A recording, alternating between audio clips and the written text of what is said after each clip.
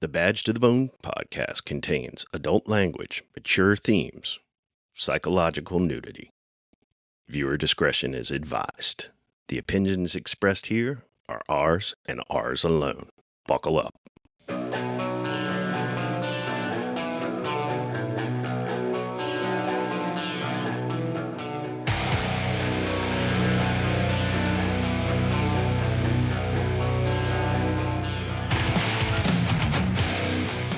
All right, welcome back to Badge of the Bone podcast. I'm Denny, I'm Mal. and we have another episode. Al, are you ready? I'm ready. Let's get after it. Let's do it. I've given up on society, up on my family, up on your social disease. I've given up on the industry, up on democracy. Hey, Al, Hey, Denny. and how you doing? I'm doing good. I'm doing good. So we have a great guest. Yeah. I'm excited. Yeah, a guest I've been looking forward to having. Yeah, we've actually talked about it several times, and what's great is it's actually somebody that I know personally and had the pleasure to work under their command. So I'm definitely excited to have him on. And I do not. This is my first time actually speaking with him. So, yeah, I'm excited. But you're because familiar because you read his book. I did. Which was pretty cool. And I remember you bringing that up, that you brought that book up and said, man, we need to get this guy on. I'm like, I know that guy. Yeah. Well, the book in question is Toxic Boss Blues. Yes, sir. And it came out in 2014, and it was written by our guest, retired Captain Steve Neal, and he comes to us with about a little over 29 years of total law enforcement experience. He worked a very wide range of assignments over the course of his career, from uniform operations, criminal investigations, covert ops. He was director of the Emergency Communications Center, director of training, support services commander, and he was the inspector of the Office of Professional Standards. He's got a really wide, comprehensive knowledge base. He has worked extensively in developing public safety workforces. He has expertise in covert operations, and he has a particular affinity with media relations. Yep. And over the course of the years since he has retired, I know he is pretty active on the speaking circuit. He is. Yeah, more than and the likely. training circuit. Yeah, more than likely, folks have probably come across Steve. And Steve, welcome to Badge of the Bone podcast. Thank you, guys. Good to see you, and thanks for having me on. I look forward to a good conversation. Absolutely. And again, it's great to see you because, as I said, I had the pleasure to work for you, and I can definitely attest to what we're going to talk about and what's in your book. That everything is right on point, and you were definitely you were a captain when I was there, and I always had really good memories of working under your command. You were always that supervisor that was well thought of with the way you supported the officer. Some of the supervision, we'll get into that, with the toxicity, but you were just always very supportive, very encouraging. I don't think I ever saw a time where you're just angry and not happy to be there and pleased to be doing the work we do. So I think that is contagious, but I always appreciated that. And you were just good times to work for. Well, thank you very much. I appreciate the kind words. I'll tell you a little story to start off that might give you a little background about who I am and why I behaved like I did. When I was a young fellow in Kentucky, growing up in Kentucky, I played basketball. And one day I had just turned 18 years old, and three of my buddies called me up and said, "Hey, let's go play some ball." I said, "Yeah, let's go." So we jumped in the car. Next thing you know, we weren't playing basketball. We were acting like 13 and 14-year-olds instead of 17 and 18. The driver had one of these full-face masks he pulled over his head and put a cigarette in his mouth and a hat on backwards. Next thing you know, we were riding around scaring people, making funny noises and acting like really immature kids. Well, we thought it was very funny. We were laughing. I was riding in the back seat, really is all I did, but we were laughing, thought it was cute. But the teller at a bank in one of the strip malls we were in didn't think it was quite so funny. So she called local police, said four men in guns and masks were getting ready to rob the bank. And Oh, as you can imagine, the police took that very seriously. About 20 cars zoomed us. Officers pointed guns at us, threatened to kill us, got us out of the car, handcuffed me, threw me on my face on the ground with handcuffs behind my back, talked to us ugly, took us to the precinct. And next thing you know, me, Mr. 18-year-old, just turned 18-year-old, was in the county jail. So that experience was very negative to me. I had no relationship with police prior to that, no family members, nothing. I had no relationship with police. So suddenly I had a very bad attitude towards law enforcement and the whole system. It took a while to get that situation resolved, but once I got that situation resolved, I said to myself, I didn't like the way that happened. I didn't like the way the police treated me. I didn't like the way the courts treated. I didn't like any of the whole process. So I said to myself, I'm going to get in this business, law enforcement, and I'm going to do all I can do to make a difference. I'm going to make a change in this business. And that's how I got into law enforcement again with. And that's why it was always very important to me to be polite, respectful, and appropriate in all of my dealings with everybody. Man, that is a pretty remarkable story. I tell you, that is really tremendous, because so many people do have, or will have a negative contact with the police. It happens, but to make the decision that, they need to do better.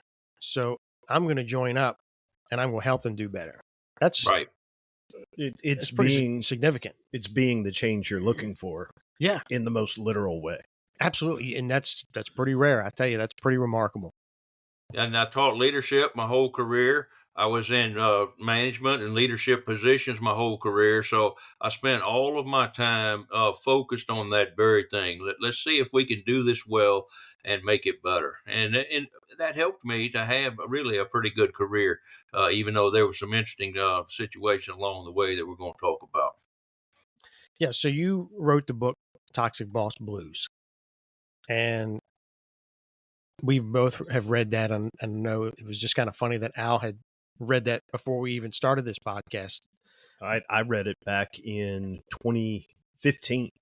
Right. And that's what gets me, Steve, is really when you wrote this book and you put that out, you really didn't talk about supervision being toxic, or you didn't talk about supervision being anything less than the stellar gods that they were. I mean, it was, you really just did not cross that line. It was, you did what you were told, and you should be happy that you're working for whoever it is you're working for, and Don't question the king. don't question. Right. And it really just, you were so ahead of the curve with that.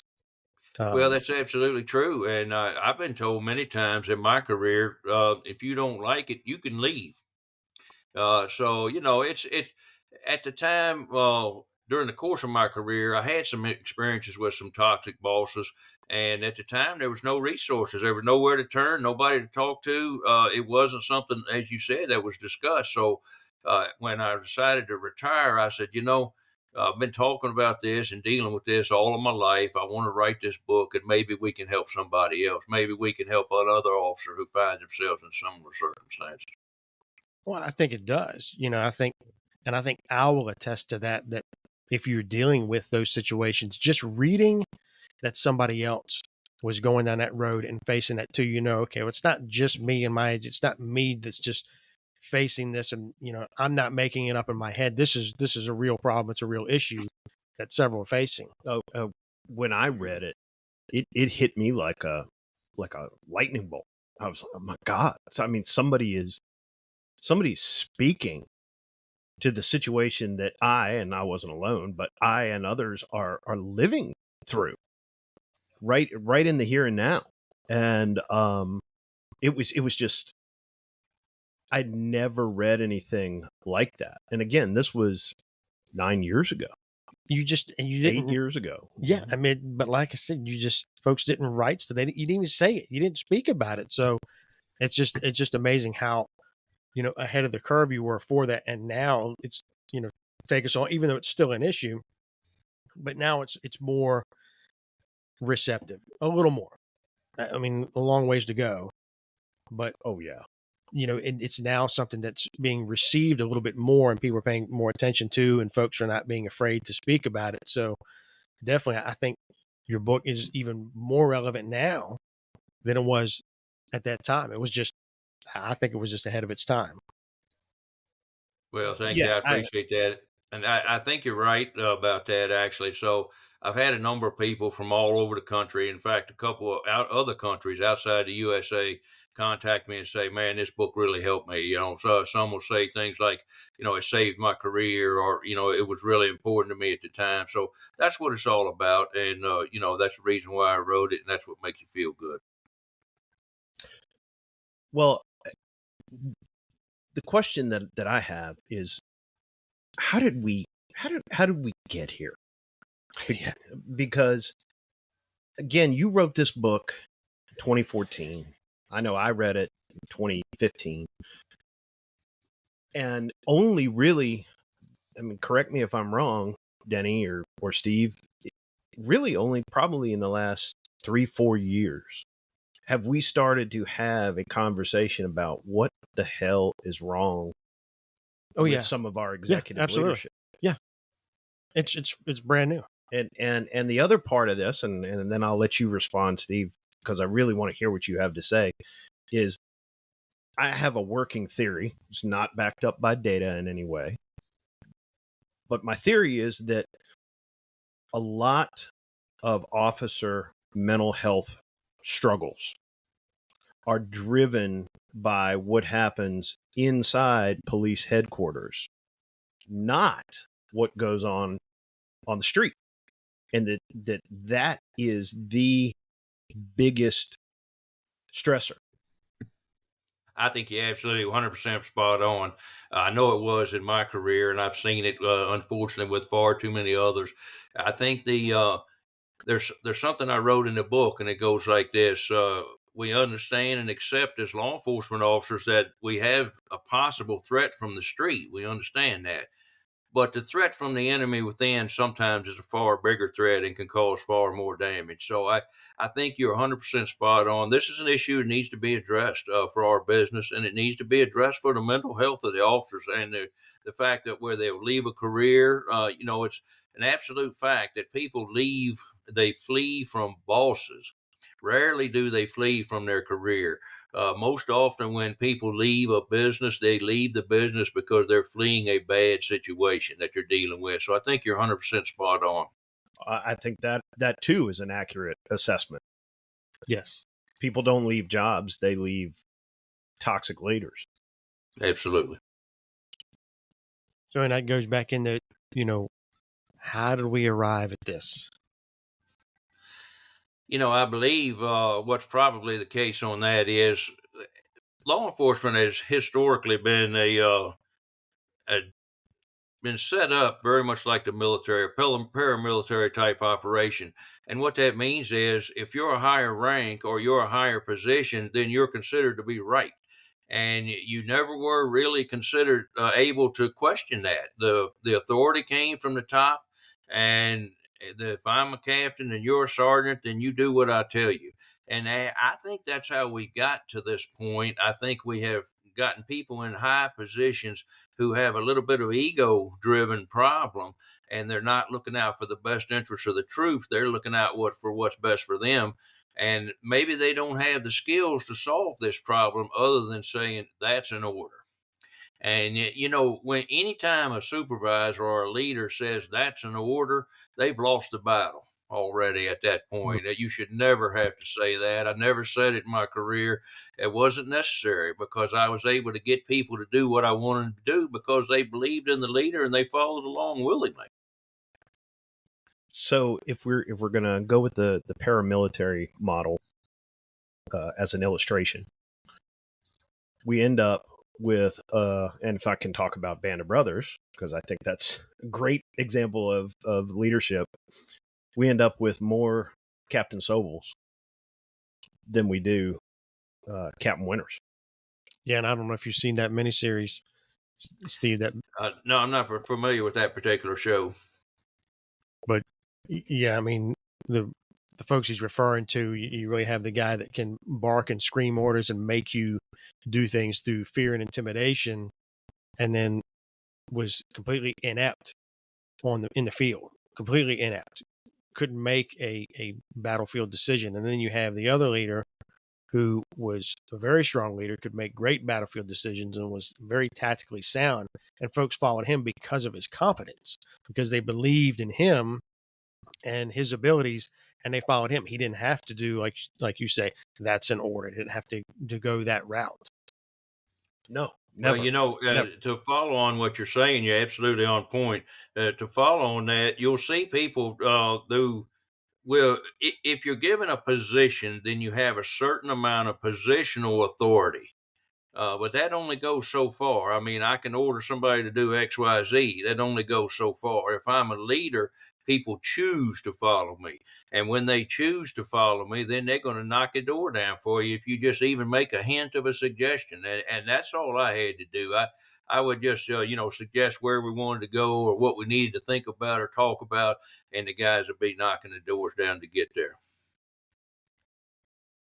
No, that's great. And I know because we talked before this recording, we had some conversation, and I know we talked about leaders, the toxic leaders, but they're going to put other toxic leaders in positions because they're going to support their agenda, and that adds to it when you have these promotional processes and you have folks that are not chosen for their competency in the job, but more chosen for the fact that they're going to carry the agenda of the chief or the executive.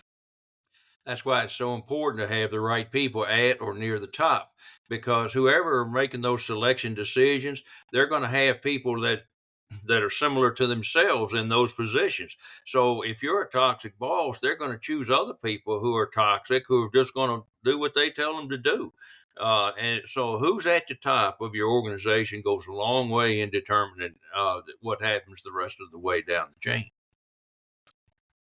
Do you think that this problem is overrepresented in the law enforcement community? Yes, I absolutely do. There are toxic bosses in every business and every industry, but you can talk to a police officer anywhere in this great country, anywhere, large department, mid-size or small, and they're going to tell you very similar stories about what they're dealing with their bosses. So yes, I do think it's overrepresented in our particular business. And there's probably quite a few reasons for that, but this is why it makes it such an issue for us with the mental health and the success of our officers, because this is maybe not the right word, they're being taken advantage of at best.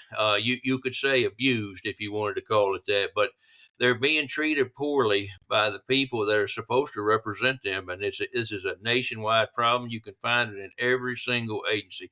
I've talked to literally thousands of officers all over the country, and they all speak the same way. Yeah, we find these agencies around the country. A couple jump to mind where the chief has basically thrown the proverbial hand grenade into police headquarters, and then done the dramatic walk away from the explosion, only to land softly somewhere else and do it all over again, leaving scorched earth behind him. Whereas if one of us screwed up that badly, we'd never work in this profession again. Out. Absolutely. I agree 100%. You see it over and over again. And I think the main problem there is that the people that are making the selections for chief are politicians. So depending on the quality of your politician, and I know those two things don't really go together, quality and politician. But No, they do depending not. on the quality of your politician, they're going to want to choose somebody that's going to implement their vision, won't give them a whole lot of gruff, and will just say yes sir, 3 bags full. So I think the wrong people too many times are getting chosen for the top of the police profession, because we still today have a lot of really, really strong officers throughout this country who are doing fantastic work, but they're being led by the wrong people at the top in too many cases. I'll add that I think we have some extraordinary leaders. I know Yes. we give leadership some grief sometime, but we do have some great leaders in this profession. I think the problem is they get drowned out by the ones that are not great at all. Yep. Steve, let Well, me I'll ask give you a you. numerical Go ahead. example that backs that up. Yeah, I'll give you a numerical example that backs that up from my own personal experience. The agency that I was on, our whatever they called the command team, which was your captains and above, we had about 16 people on that team at the top of the organization, the leadership team. Of those 16 people, we had three that the troops considered to be good leaders and people that were respected and people that everybody said, this is a good guy or gal. This is where we want to be. That was 3 out of 16, and I think that illustrates the point you just made. That's a I, that's a pretty low percentage. I was there. That's absolutely right. Absolutely right. And it's disheartening at the the level at the time at the level I was at, where you're like, geez, you're looking around, there's not so many that I would follow when things go south, and it doesn't leave you with a lot of confidence. It just doesn't. This kind of goes back to that conversation we were having before we even started about the command staff qualifications. Oh gosh. The command staff firearms qualifications. Let me be specific. Oh yeah. I remember that was a big thing. Was they had a separate qualification day for command staff, separate from the other officers, and only command staff came in and qualified. And we used to joke like, okay, let's get the silver trays ready with the towels and the little glasses of water, so we can stand on the line with the water and the towels for them, so they can have a little sip of water and get ready for the next round. But what it was is someone just, the ego came in and they had a problem shooting next to someone of a lesser rank that shot better. I'm like, who cares? That's right, and Everybody you shoots know different. it is silly when you have toxic organization, a lot of toxic leaders at the top. You'll see a lot of examples of things like that. I'll give you another example similar to that. Is these designated parking spaces right outside your admin building, whatever that is. And if you're not a big cheese, you can't park in this spot. And that sends absolutely the wrong message that we would want to send as a leadership team. But in a toxic organization, you'll see that you'll see plenty of different things that shows clearly that I'm the boss here and you're not. And that's about the worst. That's about the worst thing that can be done. It's funny you mention that, because obviously, we had that. We had those designated parking spots. And I don't know if you're familiar with the chief that's there now. He's a little bit different. He's a little more unconventional in his thought. And I noticed, because I pulled in there shortly after he got there, and his designated parking sign was pulled out, was gone. It had been removed. And I was like, huh, that's interesting. And the others were still there. And I remember he had visited for a roll call and came and wrote, and I asked him, I said, I noticed your parking space. I said, I don't see the chief space anymore. He said, I don't need a parking space. He said, the people that get to park there are the ones that get to work the earliest. He said, if I get to work later in the day, then I park in the back. And I asked him, I said, so is everybody else, are the other spaces going to fall suit? And he told me, I'm not going to say anything. We'll wait and see. And I was like, oh, okay, that's a test. So, but they ended up going away.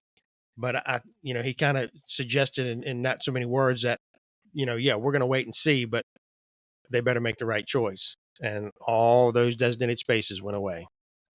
That's right. Thank goodness for that. Thank goodness for him. I'll tell you that I tested that. I was always one that would push the boundaries a little bit, and I tested it a couple of times at our agency. And I'm gonna tell you what, I was chewed up one side and down the other on 2 different occasions for parking in somebody's spot. So That's awesome. I was glad to see that go away. That's just so funny that you push it. I think that's awesome, because that used to drive me crazy. I'm like, really? Come on. You got to have your own designated space. Yeah. My agency didn't have that, believe it or not. Wow. But we did have the chief wouldn't come out and qualify with the Yeah. rest of the officers. It's silliness. Just silliness. I never understood it. You know, another example, real quick, while we're talking about that, I just thought of it while we were talking. We had a big discussion in a command staff meeting one day, and back at the time, our staff people were wearing different color shirts. We're wearing white shirts, where everybody else was wearing the uniform shirt. So I brought it up that I didn't think that was a good idea, and I felt like we're all working on the same team. We should all be wearing the same uniform, and so forth, so on. Oh Well, gosh. anyway, Chief opened up and said, "Let's have a discussion about that." So one of the guys that supported it, he started saying, oh, he's in the white shirt, and that tells everybody I'm in charge, and da da da. I stand a little taller, this, that, and other. And my comment right in the staff meeting was, I says, the color of my shirt does not make me a leader. I said, I can show up on scene in a flannel shirt, and I can still make it clear that I'm in charge. So it got real quiet. That shut everything I can down. imagine. Yeah, it got real quiet when I said that. Everybody was like, "Oh, what's going to happen now?" And sure enough, shortly after that, we went away with the white shirts. But little things like that, or make it clear which agencies are more toxic and which ones aren't. Steve, let me ask you this question, because I got to thinking about it just now. All the controversies that law enforcement has had since 2020, do you think that has probably exacerbated this problem? Yes, I don't think there's any question about it. And it's a multi-pronged answer, so we'll try to keep it reasonably short. But I think one of the issues is that law enforcement has not reacted properly from the top. In other words, the story that we're telling, the way we talk about the incident that happened, the way that we talk to the public, I think that some of these toxic bosses are not very skilled. And oftentimes I see a chief or somebody go on TV after some major incident, and I'll just be shaking my head going, that's pathetic.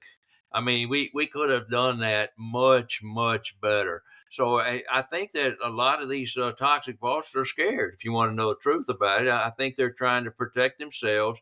And I think because of that they're not taking the appropriate actions, which includes the presentation to the public, but and supporting the officer when they're right. So I think oftentimes we are not, we're looking scared ourselves. We're standing in front of a camera with our teeth chattering rather than going out there and saying, this is what happened, boom, boom, boom, this is the way it is, and then move on to the next thing. If the officer's right, you got to stand behind them. And I think a lot of these political chiefs won't do that. Yeah. Go ahead, Al. Can you expand on what you mean by political chiefs? I think I know, but kind of like for our audience to hear it. Sure. Well, one thing that everybody has to understand about the law enforcement business, a chief of police, as an example, is appointed by a politician. Okay. And when you're appointed, you can also be removed, and you can be removed basically for nothing. So, what a lot of these chiefs, they care more about themselves and their pension and their career than they do about the troops that they're appointed to lead. So, a lot of these chiefs will do what is in their best interest when it comes down to something tough like this, or what they perceive to be in their best interest, rather than doing the right thing and standing behind the officer or explaining to the public, this is what happened, this is what needed to happen, boom, boom, boom. So that's what I mean by a political chief. And I believe that so many chiefs, excuse me, get stuck in this self-preservation mode. And like you said, they can be removed. They're appointed, they can be removed. And I get that. And I get nobody wants to lose their job. Nobody wants to lose your income. But I also think that when you take on that responsibility, and I feel like when you take on that position, is what you sign up for. That, from there on out, your decisions are made for the agency. They're not made for the individual, and you make decisions that are the right decisions, regardless of whether they align with whoever is in that political position. And if you get removed, then, you get removed. But I do feel, again, I understand nobody wants to lose their job. But when you step into that position, that is that risk you take. That is what you sign on for. You don't sign on for, hey, I'm going to get this position and just do what I can to save myself. But it seems like that's what happens. 100% agree. And the term that I use when we talk about that is backbone. Sometimes when you're in a leadership position, you have to make some tough calls, and sometimes they're not pretty, and sometimes they're not going to be popular. But that's when a chief with integrity, who's doing the right thing, has to exercise their backbone, and they have to make the call regardless of who likes it. And it's far too often in today's world we don't see that. Yeah, it is, and it's unfortunate. It's probably been even encouraged by the fact that, we just mentioned, like, the chief can slag one department, parachute into another department, but how many of the, hey, I got this chief's job, I want to get the next bigger chief's job. Right. I want to get the speaking engagements. I want to get the book deal. Sure. And it just compounds. Sure. There's no question about it. Far too many of our so-called leaders today are looking out for their own self-interest rather than doing the right thing. Now I know, again, we've discussed it, and I'd definitely like to have you touch on it again, where you had a pretty bad stint with a toxic boss, which was your chief. Yeah, And I had some incidents through the years, of course, and I always fought for the right thing and did the right thing. But when I was about 21 years on, I was a captain, and the chief of police called me into his office one day and told me to close the door. So it was just me and him behind closed doors.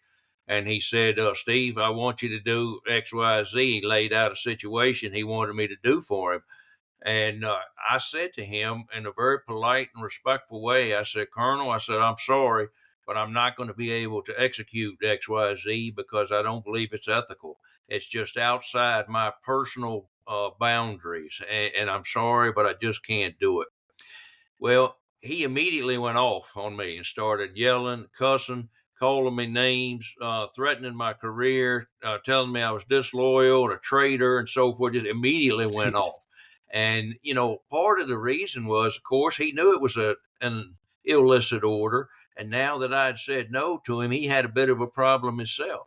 So he threw me out of his office, and that started a year-long battle with the toxic boss, and it got worse and worse and worse, unfortunately. In fact, it got so bad that at some point, my peers were coming up to me after a meeting and going, Steve, what is wrong? I mean, it's obvious that there's something really wrong between you and this chief. And of course, I didn't share it with a lot of them. But this battle went on for a whole year, and it got worse and worse. And he was doing a lot of bad things. And one of his favorite things he did to me was he would call me into office and he'd start cussing and calling me names and threatening me. In fact, one day he put his finger in my chest and he said, I'm going to get you. Oh, And wow.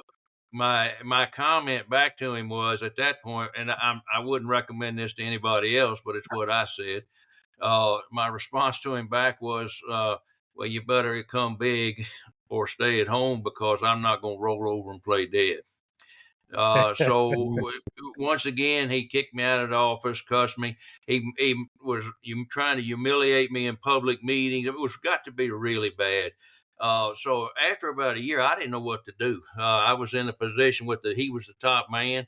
I had a 21-year career, a good career going, had no resources, had no friends. I didn't know how to react. And I'm going to tell you, this kind of goes to what you guys have been working on with this podcast.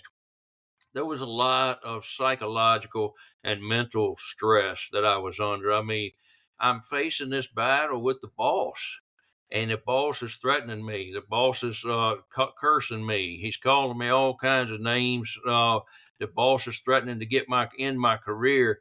I was under a lot of stress. During that point, I couldn't sleep. I honestly went on sleeping medication during that time because I couldn't sleep. I gained weight. I was really struggling mentally to survive this battle. And this is how I know, and you guys know, that this is an important piece of what y'all are doing right now with the mental health of officers.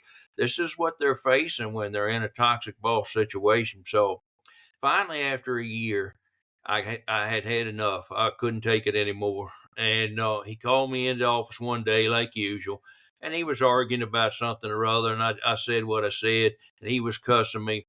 And I looked him across the table, across the desk, just me and him one on one. And I said, "Stop it," in a very forceful voice. And he looked up at me and he said, "You got a problem, boy?" Mm. And I said, "I do have a problem." And I laid out for him very detailed four things that I thought were particularly egregious that he had done in the last year. And what I said to him was that these things that you're doing to me, it wouldn't be appropriate if I was doing them to someone under my command. And it's also not appropriate for you to do it to me. And what you're doing is creating a hostile work environment for me. That's what I told him. And I said, Key if words. that's key words. And I knew Key that, of words. course.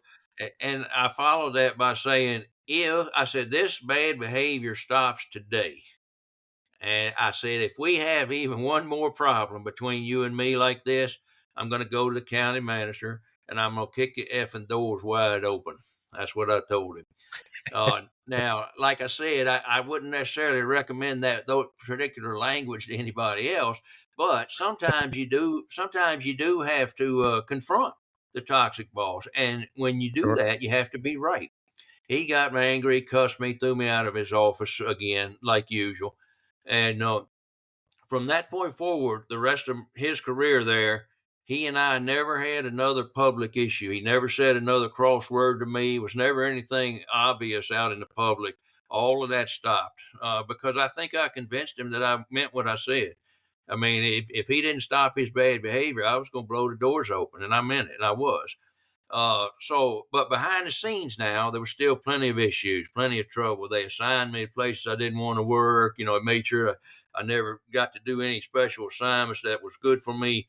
I couldn't get promoted again after that. Always got turned down for promotion. They were checking my emails. They were listening to every time I turned in a report. Was it on time? There was plenty of harassment that went on afterwards, but it was never public after that. He never again said a public bad word to me from that point after that confrontation. It's just childish. It's bullying behavior. I mean, just Absolutely. in the most classic sense. And I never worked for this chief. I never worked for your agency, but I can tell you that I know that chief's reputation and I was many agencies over, but that chief's reputation went well beyond the four walls of your headquarters. Yeah, he was a bad man, I have to say. Now, in his public face, when he dealt with the public, he was all smiles and handshakes and Mr. Nice Guy. But Of when the course. door was closed, when the door was closed and it was behind the scenes, he was dirty. And it's just the way it is. So that was my personal experience, and I didn't have any resource. I didn't know where to turn or what to do. I just finally decided I had to confront him, and so I did, and that helped to a certain extent. But after I retired, then I said, you know what? I've been talking about this. I've been dealing with this all of my career. I'm going to write it down because maybe I can help somebody else. And that's how Toxic Boss Blues was born. And you mentioned in your book, you talked a little bit about documentation and the importance of documentation. And I think that's something good to highlight because unfortunately, there's just a lot of toxic bosses out there that either rank and file are working for or your first line supervision. And that's the ones I always worry about is that first line supervisor and that middle management. Cause I feel like they always get caught in the middle of trying to kind of shield and help and lead their team to be effective, but they're taking so much from farther above from those toxic encounters. So I think for someone that's dealing with that, documentation, they need to read that book and really take to heart that documentation. Because if it does come to down where you're going to have to make, a complaint, or like you say, you're going to blow the doors open, you're going to need that documentation. There's a difference between saying, well, this happened and then this happened, or saying, well, on this date at this time, this happened and these people were present. At this date at this time, this happened and these people were present. To have that clear, record of what your allegations are, I think it makes a huge difference. You're absolutely 100% spot on. The old saying goes, he who has the best evidence is going to win. It's the same way in a criminal investigation. So if you're involved in a battle with your boss like this, You've got to document everything. And that's when I had my confrontation with him. I told him in great detail these 4 particular incidents, and I had dates and I had witnesses, and I told him exactly so that he knew, this might be a problem, for me at some point. That's the number one, even though there's a whole chapter on how to address this in Toxic Boss Blues, that's the number one clue. If you're in a battle, you've got to document everything. That includes emails, conversations, dates, times, who said what you said. Every piece of information that you can document is going to be to your advantage if you have to confront. Obviously, those rules would apply to what I'm about to mention, but what about those people that are much junior in rank, that have a lot less tenure? I mean, one thing, and not to diminish your situation whatsoever, but you had tenure and rank. What about that person who lacks both? Yeah, it's a great question. I think they have to make a decision. It's an individual decision. How much am I willing to risk? And anytime you risk anything, whether it's this situation or anything else, or whether you're gambling in Vegas, anytime you risk something, you have to be willing to lose what it is that you put on the line. So I think in your scenario, the individual there has to make a decision. Am I willing to risk this? Am I willing to lose it if that happens to be what happens? And most of the time, you're not going to lose it, but it's certainly possible. I think that's an individual call. Yeah, I think that's good, but I really do hope that everybody that listens to this goes and grabs a copy of Toxic Boss Blues. I mean, it really needs. It's a must read, and we say that on several books, but it definitely needs to be read. I wish I could say that I had read it and didn't know what the hell it was talking about. I wish I could say that. And I think most that read it are going to be going, "Oh wow, yeah, it's going to be very resonant with so many." That's why I think they need to go out and really read your book. It covers all of that. Just the stress that comes from that situation, and especially if, again, you're lacking in rank, you're lacking in tenure by comparison to, say, somebody who's command staff. That feeling of helplessness that comes with this situation. Did you find that HR, for example, was of any help whatsoever? Well, I never chose to go to HR. Yeah, I think it can be in certain circumstances. I never chose to go to HR because I felt like that once I went to HR, I was making an official complaint at that point. So I decided not to go to that option. Now, I did get to where I was looking for some personal attorneys a few times, just in case I had to have them, because I could see what happened. But I never did choose to go to HR because, you have to understand that when you're talking about an organization like a public safety agency, if there's a complaint made, let's say, against the chief, then that's going to be their job to protect that chief and protect that agency. Because if that chief has done something wrong and they have bad publicity and so forth, that's going to reflect poorly upon the county or the city or whatever the case is. So I think HR's primary goal is going to be to protect the boss, but there are certainly circumstances where that is your next step. Yeah, and the thing is too, with that legal coverage, FOP, PBA, they kick in when you actively are in trouble. Somebody's filed a charge against you. Now it's rolling through IA, or God forbid it's rolling through the criminal court system. Then they're going to step up. But in this situation, you're out of pocket. Yeah, I think you're going to be on your own in a situation like this. And there again, it becomes an individual choice. Am I there? Is that what I want to do at that point? Well, Steve, again, I got so much benefit out of this book personally. And again, I am so glad that you're here, that I finally get to talk to you in person. In light of everything that has gone on, again, particularly over the last probably 4 or 5 years in law enforcement, given any thought to doing another edition of this, updating it? Volume 2, you're not the Volume first. 2. Yeah, you're not the first guy that's asked me to do that. I haven't done it to this point. I have given it a lot of thought. So, it may well happen. Maybe this will be the thing that spurs me back into action. I think that would be pretty awesome. I think we'd be lined up to get it. Not to put any pressure on you. I know it's a lot of work putting one together, but it amazes me just how relevant, you would hope that after all those years it maybe would have gotten better, but it hasn't. So, and it's so relevant right now. Oh God, yeah. So It seems like it has gained, sadly, relevance. right. Yeah. So yeah, I mean, a volume 2 would be fantastic, but yeah, we're just throwing that out there. Yep. How do we Great cultivate that? idea. How do we cultivate that next generation of leaders so that we're not having this conversation in 10, 15 years? Boy, that's a great Well, question too, and I think that's a tough one. I'll tell you, and the reason I think it's a tough one is because it seems like over the last few years, the idea of being political and worrying about yourself and sacrificing the officer seems to have gained speed over the last few years. So we have got to raise and teach and support and encourage young leaders who are willing to use that backbone and say no. No. See, that's what I did to the chief. The chief asked me to do something that was clearly outside my boundaries, and I said no. So, did I pay a price for it? Yes, I did. I clearly paid a price for it. But I think the only way that we're going to get around this is to continue to cultivate young leaders who are strong and who have integrity and who will do the right thing. And some of them will get through to the top.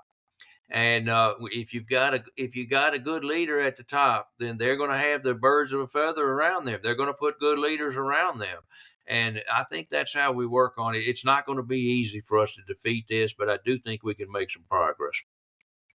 yeah, I think that's good. I know you mentioned, because we've talked before, and you mentioned that, for anybody that might be going through this, that you're always available to reach out to. And I think you said your email would be the best way to reach out to you. Yeah, anybody that's going through this and I can help in any way, even if it's just a conversation, I'm glad to do that. Contact me at steve@bearingwitnesstoevil.com, and I'll help you in every way that I can. I'm not an attorney, but I do have quite a lot of experience in this area, and I think I have some ideas. And I have, in fact, helped a number of people over the last few years who have come to me and said, "Hey, what do I do?" I mean, what do I do now? I mean, I'm in a bad spot. So anybody needs help out there, contact me. I'd be more than happy to talk with you. That's awesome. I mean, I think that goes a lot. I mean, I think sometimes just if you're going through that, having somebody that's either been through it Mm-hmm. and experienced that to talk with you about it, just having that kind of backup will help Let's navigate talk through about an something. example about that real quick. It just came to Yeah. mind while Yeah. we're talking about this. Real quick. An officer that I knew was the rank of police officer, a tenured officer, had been there 15 years or so. Had a few complaints made against him. He had a complaint this one particular time. The agency decided they were going to get rid of him. So they gave him the option of, you either resign or we're going to fire you. So that particular officer came to me and said, what do I do? He was in crisis. His family was in crisis, worried about losing his home and so forth. And we had a little conversation, and I talked to him about, amongst other things, about, you're going to land on your feet. And the old saying, when one door closes, another one opens. I said, something good's going to happen for you, because that's the way life works. If you're a good person, a good officer, and you're doing a good job, and you got a raw deal here, I say, I encourage them to go ahead and resign and look for another opportunity. Well, now, today, in just 5 short years, that person is now the chief of police at another agency, and he resigned from the one he was talking to me about. His family were in total crisis. Another opportunity opened up. Next thing you know, bang, bang, bang, he got promoted 3 or 4 times, and he is currently the chief of police at another agency. So there's hope out there if you're facing a tough spot. Most of the time, most officers are going to land on their feet. Yeah, that's good. That's a wonderful story, because I can tell you, nothing feels as cripplingly lonely as being in that situation. Oh yeah, That's correct. yeah. Now I'm gonna before we wrap up, I did want to kind of swing back to when you in your email you mentioned your email Steve at bearingwitnesstoevil.com. That's a reference to your other book, Bearing Witness to Evil, correct? It is. Bearing Witness to Evil has been out about 2.5 years now. I co-wrote that book with John Burkett, who is a local crime reporter in the Richmond area. It's a true crime book. And what we do in that book is we have taken 15 cases that were some of the most significant crime cases in the metro area over the last 40 years.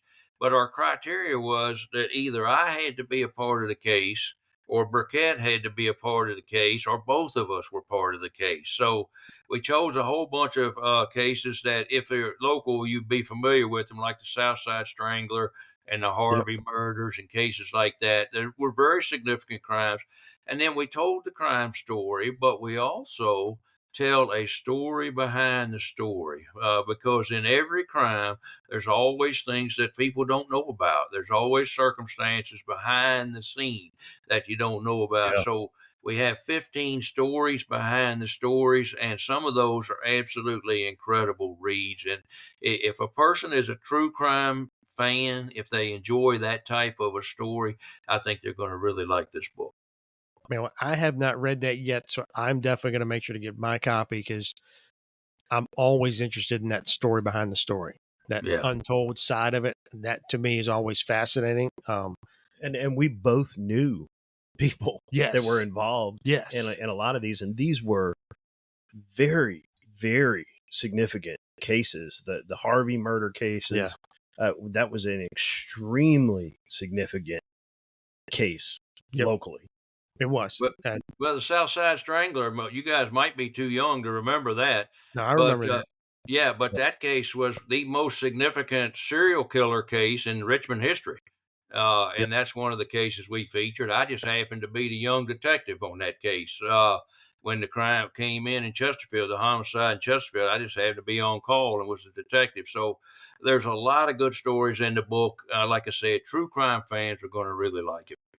Well, I know we're not normally in true crime, but every now and then we like to take a break from, the mental health aspect and leadership and do something that's just, a little bit fun and interesting. And I think if you're up for it, we'd be on board maybe after we take a good read of that, getting you back on board and talk about Bearing Witness to Evil. I think that'd be a great Oh, topic. I think it would be a wonderful topic. And maybe we could get hold of, I know John as well, talked to him several times when I was with the department. So definitely a good dude. And I think he would be on board. It'd be great if we had both of y'all on to talk about the book and you both could talk about the stories and the backstories and how y'all put it together. I think that would make a great episode. Yeah, If you're up for that's a done deal. If you guys are interested, that's a done deal. Awesome. I'll get John and we'll make it happen. Man, that'd be a lot of fun. And for people in our audience that are not familiar with John Burkett, again, local crime reporter, he's probably one of the single best crime reporters in the country. Yes. Yeah, I he's good. And he's just a good dude. I absolutely agree with that. I used to with John, since we were friends, working cases together and all. The first time I ever met him, it was at a homicide scene in Chesterfield, and I was the watch commander, and I was doing the press briefing, and this young kid showed up, and it was immediately apparent to me he was brand new, young reporter, and I could tell right away that he had something going for him. And from that point forward, we got to be friends, and we worked a lot of cases together through the years, and I still will go on and help him on some Channel 6 stories about crime and so forth. So he's a good guy. He is probably the best crime reporter around. I don't know anybody that's any better. And like I said, he'll be glad to come on and do the show with you. All right, great. Then we'll work on getting that scheduled right now. Oh, absolutely. We'll be on board with that. Would love that. But Steve, thank you so much for joining us. We really But- appreciate it. Well, thank you guys. It's been my pleasure. And, I always like to to talk about law enforcement issues, and in particular this issue, toxic boss, because it Yep. has such an impact on our officers. And my mission and my goal, and the reason I wrote that book, is to try to help an officer who was experiencing some difficulty. So thank you very much for your kind words. Absolutely. And I guarantee more than one of our listeners are probably going to be grabbing that book. Oh yeah. I mean, I can personally say that it helped me. So yeah, So that's good. Knowing that we're getting that in somebody's hands, that it's going to provide some benefit. And that's what it's all about. Thank you very much. Thank you, Steve.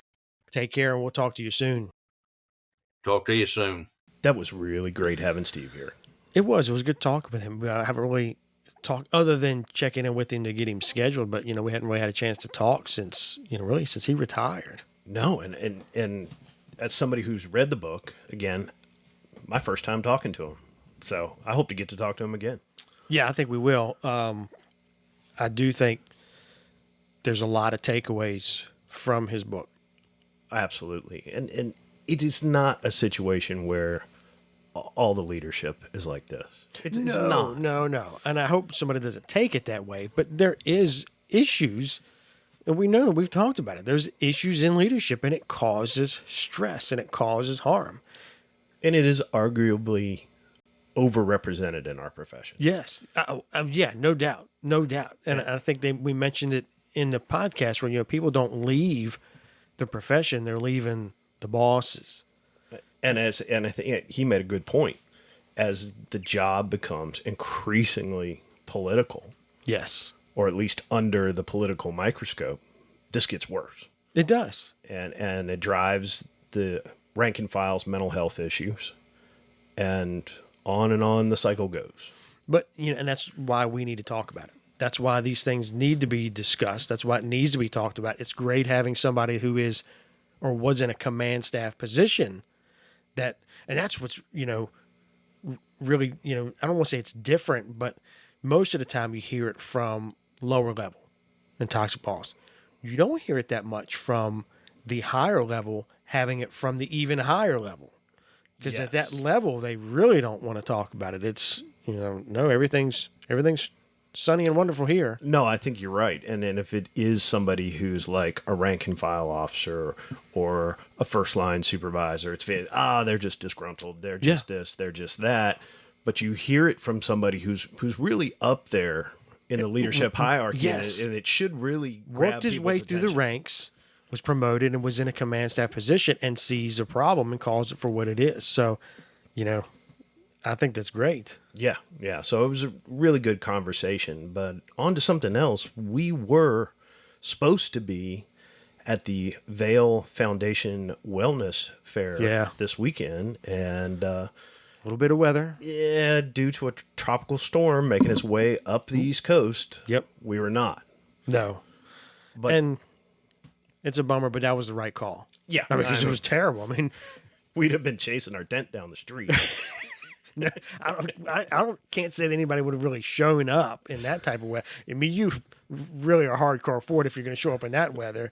But yeah, we'd have been chasing the tent down the street. The band, everything would have been floating down the street. You'd have been chasing the tent down the street. I'd have been standing back laughing. I'd have put some rocks in my pocket to keep me from blowing away out there. I mean, it was windy here. But that has been rescheduled. This time it will be on October 7th. From 10 a.m. to 3 p.m. at the 511 store and the adjoining parking lot in Short Pump, Henrico County, Virginia. That's Metro Richmond for those folks that may not know. We will be there. We will be set up. We're looking forward to talking to folks that day. Yep. We may even be doing a little recording out there. Yep. I think this is going to be a wonderful event. I'm glad they didn't cancel it. I'm glad they got a new date. Yes. They're pushing forward. And hopefully anybody that could attend this weekend is still able to make it on the 7th, but definitely making an effort to get there. I think it's going to be a really good event. Yeah. But Al, I think that wraps us up. I think it does. Another good episode. Absolutely. Where can they find us? They can find us at badgetothebone.com. They can also find us on Facebook at Badge to the Bone. Also, shoot us an email at wearebadgetothebone@gmail.com. And make sure to like and follow us on Spotify or wherever you listen to your podcast. But until then, be safe And be well. Ain't no mistake.